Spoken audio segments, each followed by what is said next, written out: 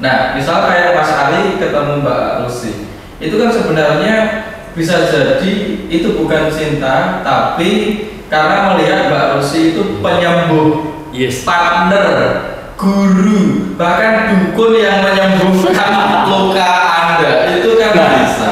Begini, kalau kami amati, kami itu awalnya berjodoh luka, kalau bahasa kami. Cermin. Iya, betul sekali. Kami itu bermula dari berjodoh luka, atau bahasa kami seringnya kami itu berjodoh shadow dulunya.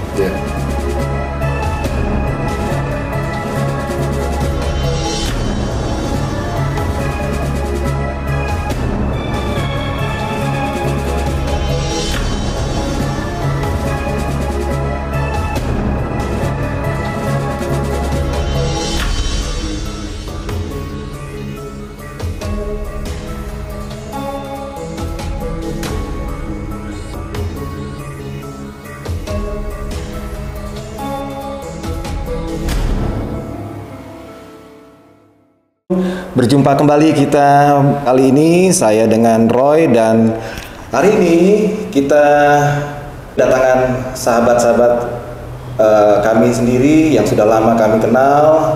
Nah, ini ada Mas Ari dan Mbak Rusi. Apa kabar Mas Ari, Mbak Rusi? Baik, Mas. Sehat? Kita berjumpa kembali ya. Mas Ari, Mbak Rusi. Iya. Kita kan sering berjumpa, tapi baru kali ini kita satu dalam konten ya, konten Mbah Tunjung. Nah, coba saya mau mengulas, mungkin bisa kita angkat temanya saat ini mengenai cinta ya. Bisa kita gali mengenai petualangan dari cinta ya? petualangan cinta dari Mas Ari dan Mbak Rusi. Nah, coba ceritakan bagaimana sebelumnya Mas Ari sama Mbak Rusi bisa bertemu, terus sampai saat ini menikah, bisa diceritakan ke sahabat-sahabat dari channel Mbah Tunjung. Monggo. Iya, terima kasih Mas Roy. Iya, jadi saya dan Rusi ini suami istri. Kami kenal tuh sudah dari kelas 5 SD ya, Mas Roy dan para sahabat ya gitu. Kelas 5 SD kita kenalan, walaupun kita sudah satu kelasnya itu, satu sekolahnya itu dari TK, SD, SMP itu satu sekolah gitu. Kelas 5 tiba-tiba ada satu teman saya bilang, Ri, mau gue kenalin gak sama cewek katanya gitu kan. Nah, kebetulan kelas saya sama kelasnya Rusi ini seberang-seberangan, dan dari pas proses nyebrangnya itu saya udah deg-degan gitu, nggak tahu apa itu gitu. Konon katanya itu kecerdasan tubuh katanya. Katanya ya, kecerdasan tubuh. Katanya tubuh itu sudah tahu apa yang dia suka walaupun logika belum nangkep kan gitu. Nah, akhirnya kenalan, akhirnya kelas 6 kita sahabatan, dan akhirnya kami punya perjalanan keluarga yang mirip. Dari situlah akhirnya kami jadi sahabat gitu. Kurang lebihnya seperti itulah kenalannya. Gitu. Waktu SMA ya? Waktu SD kelas 5 kita kenalan, kelas sahabatan mulai kelas 6. Luar biasa. SMP ya sahabatan, dia punya pacar, saya punya pacar ya. Dia nembak cewek, saya yang ngajarin. Betul. Jadi saya waktu nembak cewek pertama, dia ada di belakang saya. Terus saya tanya sama Rusi kan, Sisi, ini cara nembak cewek gimana? Terus dia ngajarin, udah bilang aja begini gitu. Jadi yang ngajarin nembak cewek Oh gitu. Gitu, Mas. Jadi awalnya memang dari teman ya, teman akrab ya. Iya. Tapi luar biasa loh, dari pertemanan itu dimulai dari TK ya. Dari SD. Dari SD ya, iya. dari SD, Iya, dari SD, SMP, lanjut ke SMA. iya. Terus bersama-sama itu satu sekolah atau beda? Sampai SMP. Sampai SMP satu sekolah, SMA beda, kuliah beda kota. Tapi tetap terhubung ya. Iya, gitu. Terbayang-bayang terus ya. Iya, betul. Walaupun dia lebih sering meninggalkan saya. Oh gitu. Nah, ini yang mau saya tanyakan. Sebelum kalian bertemu, kan kalian pasti punya petualangannya sendiri ya mengenai asmara ini ya. Nah, coba diceritakan dari Mas Ari. Sebelum kita tarik ulur ke belakang dulu deh, sebelum ketemu dengan Mbak Rusi. Coba. SD ya? Iya. Ya, apa mungkin ada itu kan baru teman. Di selang-selang ada pasti. Iya.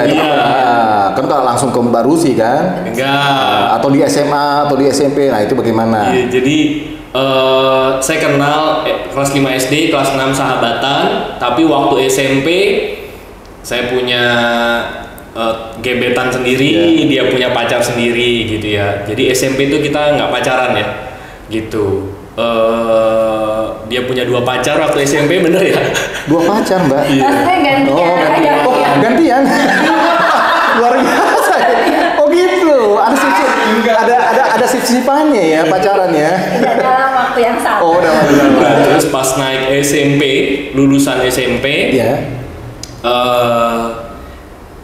kita sama-sama pindah kota kan waktu itu ke Jogja SMA-nya gitu. Nah pas pindah pindah kota itu akhirnya menyatakan lah gitu. Akhirnya baru jadiannya tuh pas naik SMA. Pas di Jogja. Pas di Jogja gitu. Tapi ya cuman sebentar putus gitu. Oh jadi putus nyambung. Oh iya putus nyambung Mas Roy. Karena ternyata waktu itu karena udah biasa jadi sahabat. Iya, sahabat. Tiba-tiba jadi pacar kan sayanya ngerasa kok kayaknya saya kehilangan sahabat ya. Oh jadi, ada tuh. udah deh. Sahabat ya. Temenan aja. Sari, Mbak Rusi belum cerita mengenai petualangannya. Petualangan. Iya tadi coba Saya yang nggak tadi. banyak petualangannya. Oh gitu. Cuma SMP, udah. Oh, hanya SMP. SMA saya tuh SMA kuliah saya relatif nggak pacaran selain sama dia. Iya. Saya banyak karena dia mutusin saya Mas Roy. Gitu. Diputusin. Jadi kami lulus SMP jadian baru jalan 2 bulan 3 bulan dia mutusin saya. Iya. Nah, Apa sebab? Ya dia bilang yang tadi tuh kayaknya lebih enakan temenan deh daripada pacaran gitu. Nah karena saya luka batin cukup dalam kayaknya gitu ya. Terus akhirnya ya tanda kutip cari pelarian lah gitu. Gitu. Walaupun kalau di tengah-tengah pelarian itu selalu ya gitu ya. Kalau kebayang-bayang nanti yang jadi istri gue siapa ya gitu ya. Iya. Kalau bahasa kerennya itu membayangkan gitu ya. Iya. Tetap mukanya dia yang muncul. Oh gitu. Bahkan ada Mas Roy. Sayangnya kebanjiran. Rumah kita pernah kebanjiran dulu. Tahun 98. Oke. Tahun 98 ya. Iya. Saya pernah nulis surat. Iya. Saya kasih ke dia. Oke. Kita pasti akan married. Tahun 98. Sayangnya surat itu kebanjiran. Kena banjir. Oh, yang ditulis Mas Ari sendiri. Iya. Untuk menyatakan kepastian ke Mbak Rusi. Iya. Tahun 98 ya, bener ya? Iya.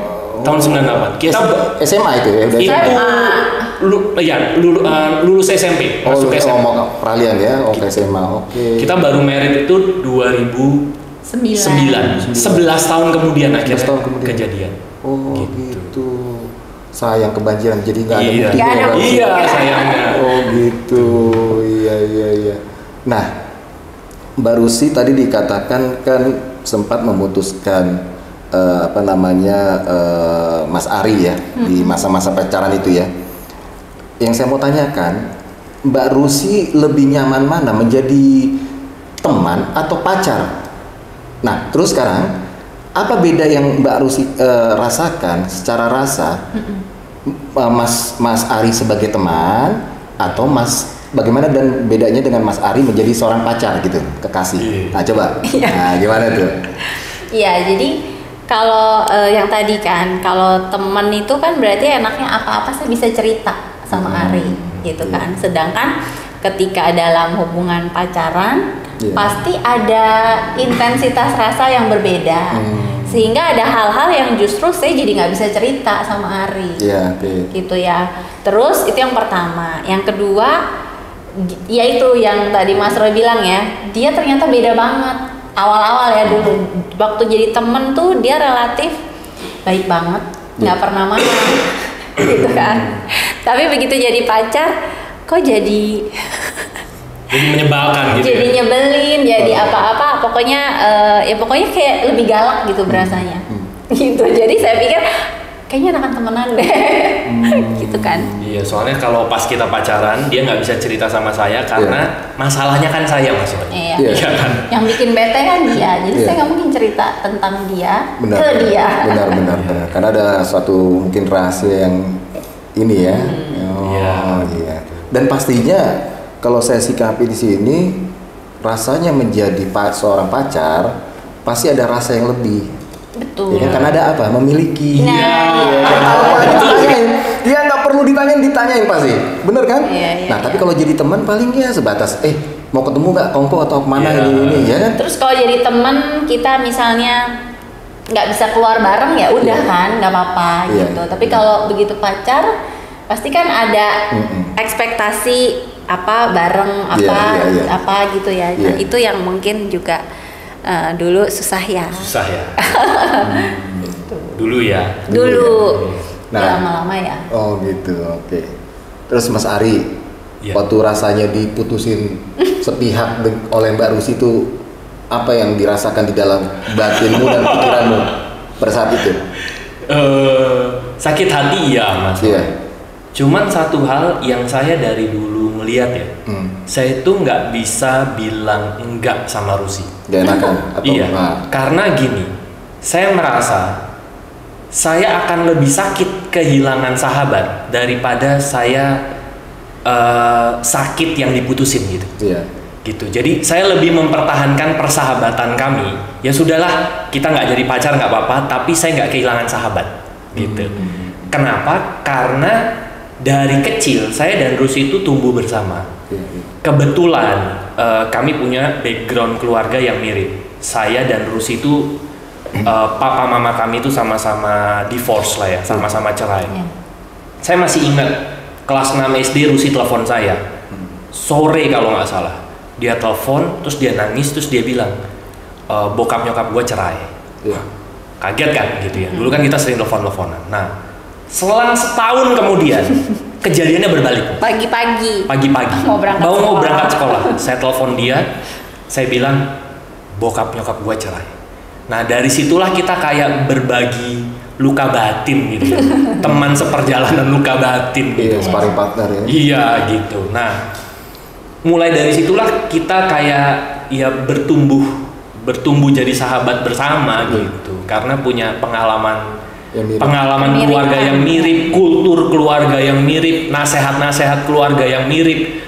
Nyokap gua tadi bilang gini, loh kok sama? Itu nasihat yang sama yang diutarakan mama saya juga gitu. Nah makanya sakit hatinya saya diputusin, itu saya masih bisa terima asal jangan putusin saya sebagai sahabat gitu. Gitu. Mas, boleh tanya? Ini ada audiens dadakan. Tapi sepertinya suaranya kita kenal. Iya, betul. Suaranya kita kenal. Pertanyaan gini, jadi kan orang itu blunder atau ambigu gitu. Misal apa sih bedanya pacar, sahabat, suami dalam sebuah status gitu ya? Apakah cinta itu dibatasi itu? Atau Mas Ari, Mbak Rusi itu memiliki definisi berbeda dari kami rata-rata umum tentang apa itu cinta? Berat nih. Kok susah sih? Jadi biar on fire gitu ya, terbakar. Ini ada tiga dimensi nih. Kita ya berteman. Jadi gini, saya melihat, jadi ketika saya diputus, saya sakit. Iya. Padahal setahu saya cinta itu tidak akan menyakiti. Betul. Tapi kenapa ketika diputus sakit? Iya. Atau itu hanya alat ya, untuk mengisi kekosongan kita sementara, kita kesepian dari keluarga, dari circle pertemanan kita. Kebetulan kita melihat sosok seseorang dan kita merasa ini teman deh, ini cocok jadi orang yang menemani saya. Tapi kalau ditinggal sakit, jangan-jangan sakit itu takut kesepian. Betul. Jangan, bukan cinta, jangan. Betul sekali. Saya nggak ngerti kan, yang alami yang Mas Ari.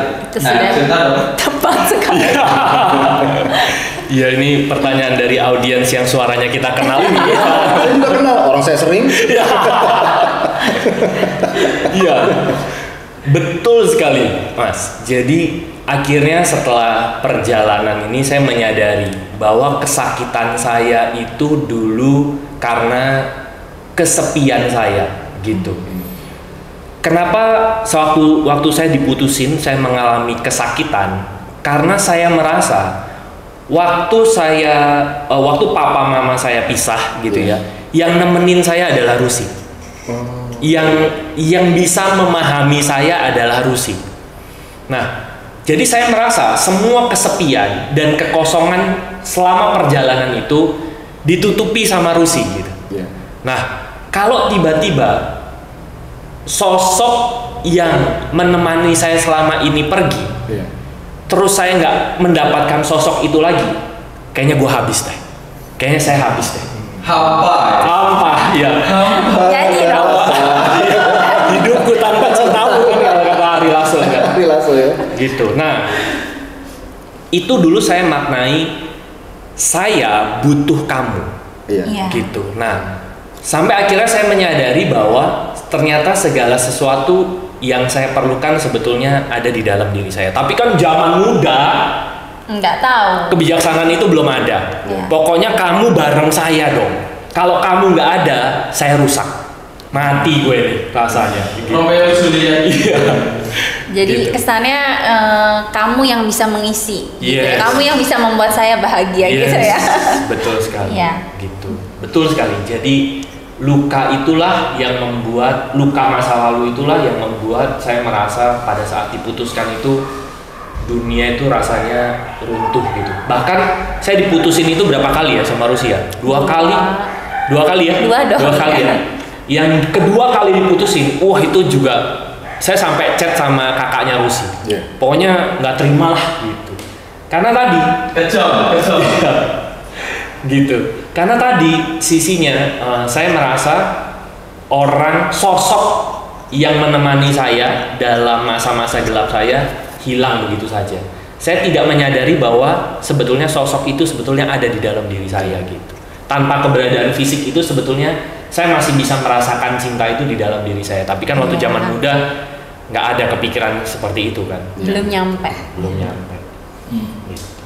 Terus saya melihat bahwa orang berpasangan itu ya, dari ranah sahabat, pacar, suami itu kan sebenarnya hanya status gitu. Iya. Tapi kebanyakan orang itu tidak melihat bahwa efek apa sebenarnya yang bisa dialami dari penstatusan itu.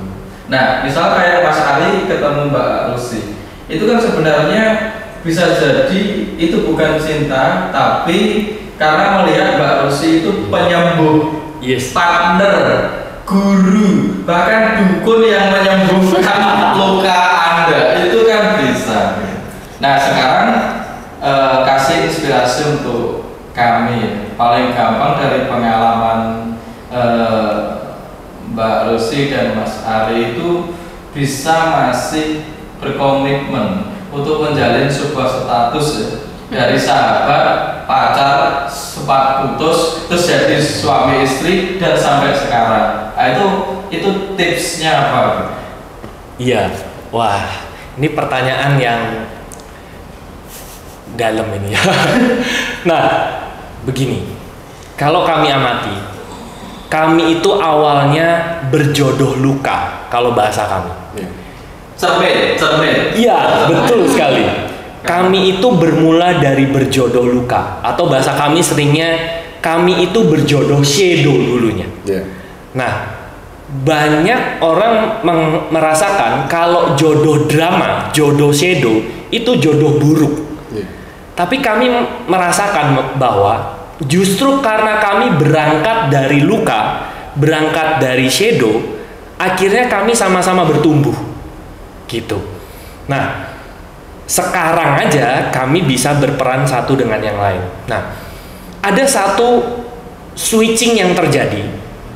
Itu terus terang terjadi waktu kami menjalani kursus persiapan pernikahan waktu itu. Ya mungkin jodohnya ketemu orang itu ya. Pengajar tersebut bilang begini, ada dua jenis panggilan hidup di dunia ini, yaitu selibat dan menikah. Dua-duanya sama-sama perjalanan untuk menyembuhkan diri lah, gampangannya gitu. Explore batin ya. Nah, kalau kalian mau menjalani perjalanan sebagai pasangan, berarti perlakukan pasangan kalian itu sebagai partner untuk saling bertumbuh. Nah, omongan itu tuh cukup mereframe mereframe saya pribadi, nggak tahu nanti Rusi lah ya, untuk akhirnya menganggap Rusi sebagai istri saya, sebagai pasangan saya untuk bertumbuh. Bertumbuhnya tuh begini, bukan dalam status yang seneng aja, tapi seringkali kami berdua itu menganggap kami berdua ini adalah partner ulung untuk menyenggol core wound kami gitu. Core wound itu luka terdalam kami. Karena cuman Rusi yang bisa nyenggol saya, dan cuman saya yang bisa nyenggol Rusi di titik terdalam.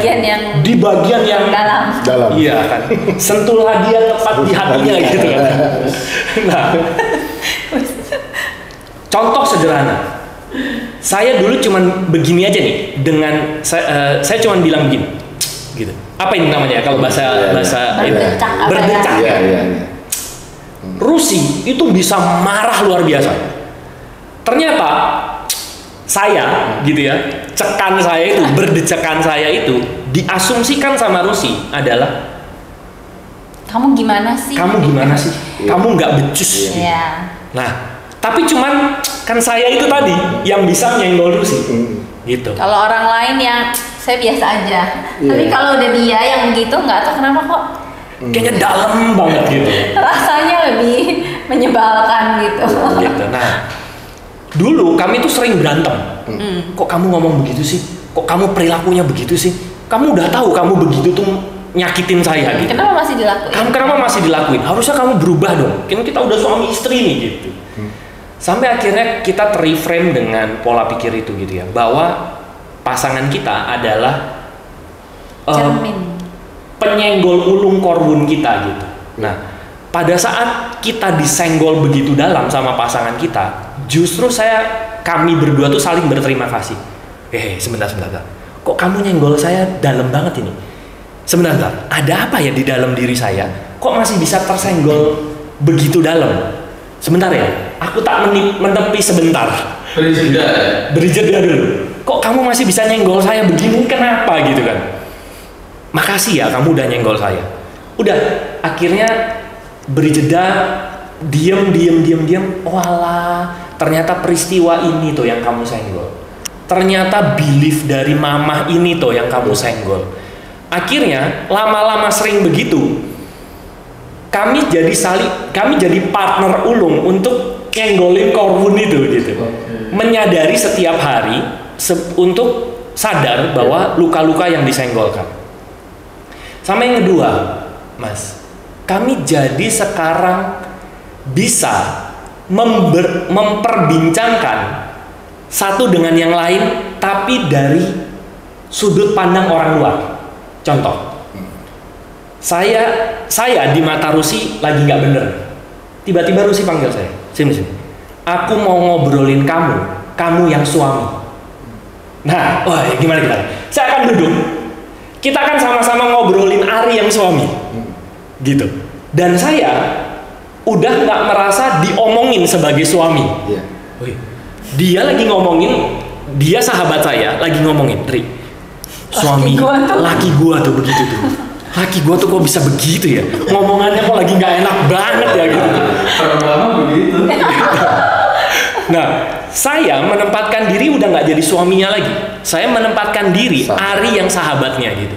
Iya ya, kok suami lo bisa begitu ya gitu. Jadi saya keluar dari Ari yang suami. Nah, begitu juga kalau saya lagi ngerasa Rusi yang istri lagi nggak enak. Si ngobrol sebentar. Kok si Rusi lagi begini ya gitu. Jadi saya tidak cari pelarian ke orang ketiga untuk ngobrolin istri saya. Saya bisa ngobrol dengan istri saya tentang kami berdua gitu. Nah, dua hal itu rasanya sih yang membuat kami itu jadi sebagai suami istri oke, sebagai sahabat oke, terus sebagai apa lagi? Sebagai pacaran oke, karena kami tuh sering switch peran gitu. Partneran karena pada saat saya jadi soul partner, pada saat saya jadi suami ya perannya sebagai suami. Rusi bilang, aku lagi nggak butuh kamu yang suami, aku lagi butuh kamu yang sahabat. Duduk bareng, kita ngobrol-ngobrol. Ya udah.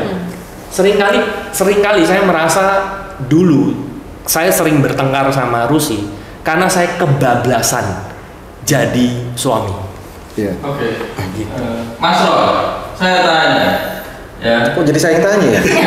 Saya di sini host loh. Saya tanya, menurutmu, ya, kamu ini sesepuh di Bandung official, ya kamu itu cinta apa bukan? Seperti itu tuh cinta apa bukan? Terus cinta, apakah itu sekedar partneran, apa sekedar membangun komitmen, atau itu cinta? Bagaimana Mas Roy? Coba. Ya, terima kasih dari suara audiens yang memang saya sangat kenal sekali ya. Jadi gini, ini menarik loh. Saya menyimak cerita dari Mas Ari ya, yang ibaratnya tadi perpindahan dari seorang teman ya, sahabat ya, pacaran lalu menikah. Nah, kalau saya melihat ini juga terjadi pada diri saya ya, cerita-cerita saya masa lalu lah ya, ya petualangan saya. Jadi gini, memang cinta itu perlu ego. Untuk menumbuhkan cinta itu perlu ego.